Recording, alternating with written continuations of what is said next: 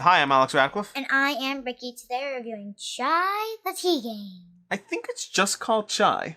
Although it is, they actually do have a two-player version coming out called Chai High Tea, which I'm actually very interested in that one in terms of the dynamics of that game. But I'm getting away from myself already. Chai is going to be a game designed by coming from the publisher Steeped Games, which is an appropriate name for a tea-based game, and it's going to be a lighter weight family game of set collection of matching things up, and we'll go through the sequencing. Do you want to go through the game, or should I?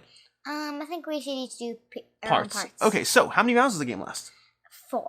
5. I think 5. 1, 2, 3, 4. 1, 2, 3, 4, 5, 6, 7, 8, 9, 10, 11, 12. 5, not 12. 5 rounds is going to be a game. It's going to last 5 rounds, and the goal of the game is to win. And you win by getting the most points, which are primarily going to be indicated on each of the customer cards in the bottom left corner. In that little teacup, there's going to be a number of points each customer is worth. And the more things that it takes to acquire the customer, so for instance, this customer who requires 6 flavor tiles and a pantry item is going to be 12 points, versus this customer over here only requires 2 flavor tiles, that's going to be 4 points. So it's going to be a direct correlation of how hard it is to actually get a customer versus how many points you get. And on your turn, you're going to do one of 3 things.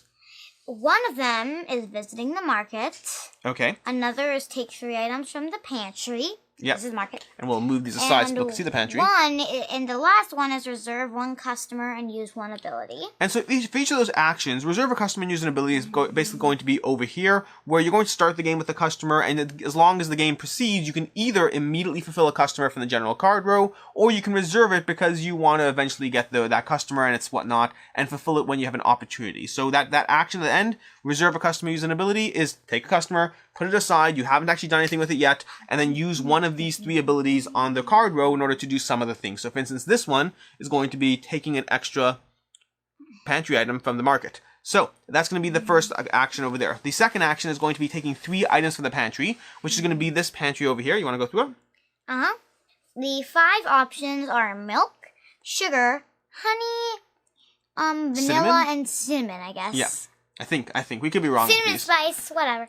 But yeah, so you're going to have these various pantry items that are going to be used for a lot of customers, and in some cases, a customer might only want pantry items, although that is definitely the rarity. And for that action... But that usually means a lot of points. It does. It could mean a lot of points. So for that action, what you're going to do is you're going to either, you have an option of resetting the pantry by paying 1 coin first if you want to, drawing 5 new items from the bag, in which case you'll have more options, more whatever. You could also draw directly from the bag, or you could simply take from the pantry, taking up to 3 different pantry items and then putting them on your board, of which you can only store 6 pantry items and 12 flavor tiles, at which point you'd have to figure out what to do to get rid of stuff.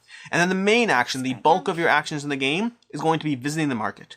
When you visit the market, you get 3 coins to spend, and you must spend at least 1. And the way you're going to spend those coins is on this board over here. This board has an interesting mechanism, and it's going to be, I think, the meat of the game, where you can either spend 1, 2, or 3, depending on the row or column it's in. But the way it works is you take a grouping of connected tiles. So for example, I could spend 1 right now and take these 2 green tiles because they are only in the 1 column. Or I could spend 2 and take both of those white tiles because they're connected, although you always pay the highest price of where a tile is located. So the higher upper price tile is located, the more you pay. So for example, I could pay 3 and take those 3 white tiles because, well, I want to. Now the fun part is, as you buy things, things will shift down. So for example, I can spend 2 to get that one, these will shift down, and then I can spend another 2 to get all those 3. And so playing that little game of watching things slide into place so you can get the most bang for your buck, so you can get the most economy out of your market action, that's going to be the core of the decision making you're making in this game.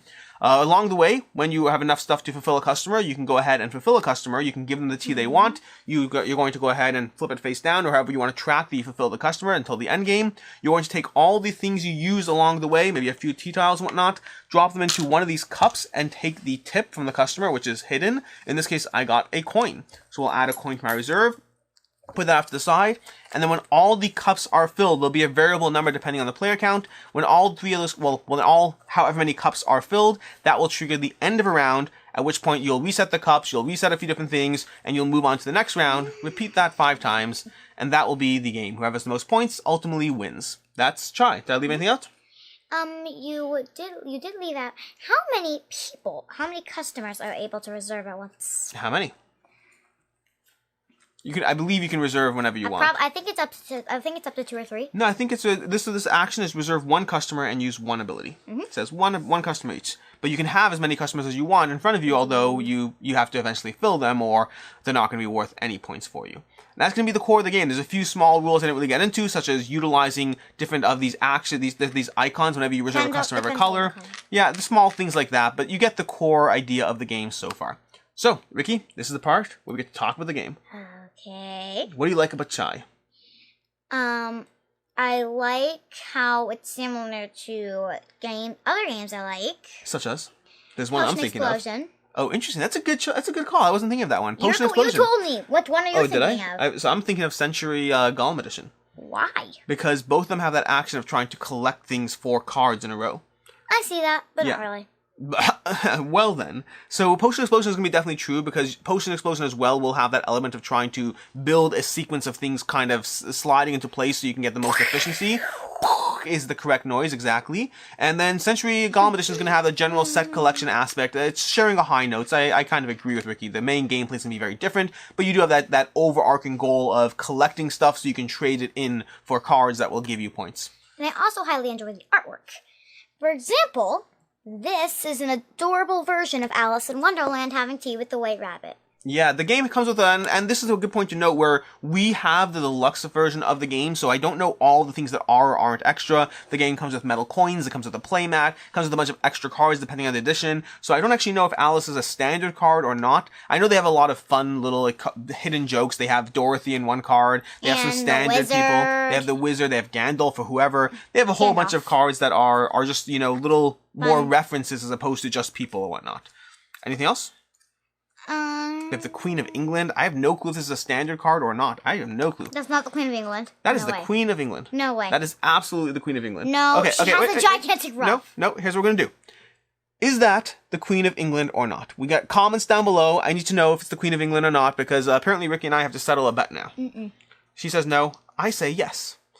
Queen of England has a crown and a giant ruff. Oh, we have to... This is the part of the video where my daughter gets a little disillusioned as to what queens actually look like nowadays. I'll show you a picture of the Queen of England after, and then you can be the first person in the comments saying it's the Queen of England.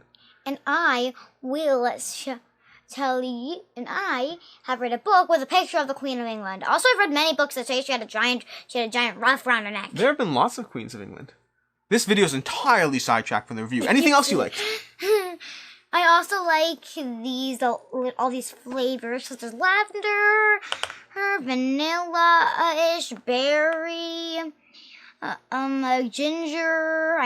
Lemon. I'm not sure what the green one is. I think it's sort of like a tea leaf. I'm not sure what it is. Mint. Yeah, mint. Could be mint. Mint makes sense.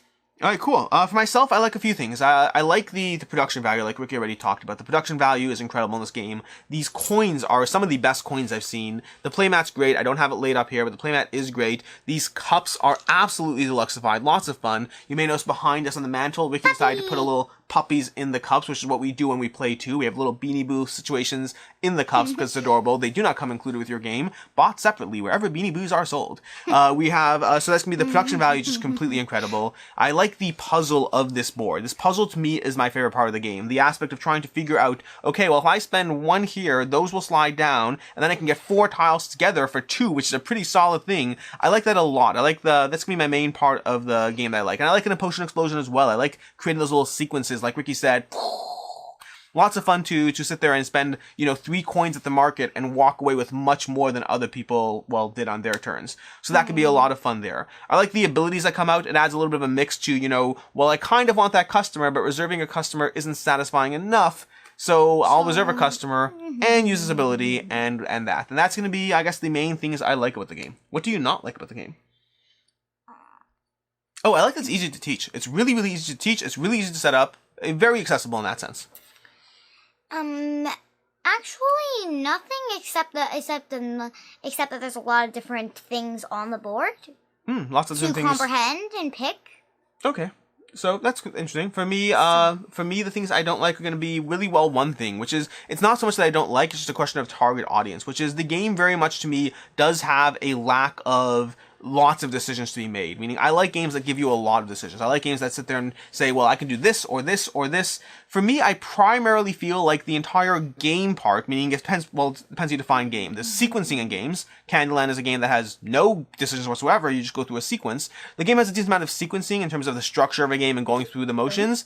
The main decision space is going to come down to this board over here, and then a little bit about the reserving or whatnot. Those are going to be the main decisions. So it very much is on the lighter side in terms of who it's targeting, which is not inherently a bad thing at all. It's just a question of what you're looking for. In terms of being a game I can play with my family, my daughter, and whatnot, this is great. In terms of having more decision space around the engine of the game, it's not one that I would pull out at game night in that sense. Past that, I don't think there's anything else I didn't like. I think it's a great game for a target audience, just a question of who the target audience is and who you're pulling it out with. As far as final thoughts. I don't really have any. You have no final thoughts. What's your overall opinion of this game? Great. Great. Are we keeping it? Yes. Okay, so there we have it. It's great, and we're keeping it. Ratings. We did 2 ratings. Let's do, what's your rating of the game? 10 out of 10, because even though there's a lot of things, that's not enough to take away the rating. This is a 10 out of 10 for you? Yes. Wow. I had no Do you idea. know how hard it was for me? It was so hard for me just to find one thing that was bad about it. Oh, that's a good point. You did have a It was hard time very finding hard. things. That's fair. That's fair. Great. For myself, my final thoughts of I almost said Chai High Tea. My final thoughts of Chai are going to be that it is a solid, accessible, family, lighter weight game or whatnot. Again, not necessarily critique, just a question of target audience. It is one that overall I'm happy to play with my family. I have no problem pulling this out whatsoever. My biggest thing is if I'm making the game choice, I probably would prefer Century Spice Road or Spencer Gauntlet Edition, I mean, or Potion Explosion. This one's going to combine different elements of those into a different experience. So again, I'm happy to play it, not one I'm rushing to pull out as much. In terms of rating it, it's actually interesting. So I've been doing ratings in games, but it's harder for me to rate games that I'm not really the target audience for. So for me, myself, this is probably a 6 out of 10. Like, I think it's fine. I enjoy it. Happy to play it. Not what I'm rushing to pull out. In terms of the target audience, if you're looking for something very accessible, I think this is a great job. This is very light. It's very, like I said, it's light, but the production value is off the chart. It's easy to teach. It's easy to explain. I'd go with Ricky's 10 out of 10 for depending on who the target audience is of the game. That's gonna, and apparently we're keeping it. So there you have that as well. That's gonna basically be everything. Any final things or whatnot? You think this has anything to do with Sesame Spice Road? I do. So, okay, in the game, you're collecting different things and then trading those things in for cards. That's exactly what you do in Century Spice Really? Road. Right? Okay, well, last time I played it, it was like a 1 out of 10. What, Century Spice Road? Yes. Oh, no, but Century Gauntlet Edition and Century Spice Road are the same game, just different themes. Also, they have slightly different gameplay. Nope, they have Really? the exact same gameplay. Really? Yeah, this is a good example of I need to the play theme. it again. Century Spice Road was a game that Ricky did not. This is not a review of Chai anymore. Century Spice Road is a game that Ricky did not like at all, and then we got Century Gauntlet Edition, and she's like, "I love this game," and the only change is the theme, only at all whatsoever. I don't remember any. In Century Spice, I don't remember having any real variables or being able to take one thing and make it to a higher level. Apparently, we will have to have a conversation about whether we're talking about the same game or just doing a review of those games. That's basically it. That's your review of Chai. Thanks so much for being here, and as always, have a good one.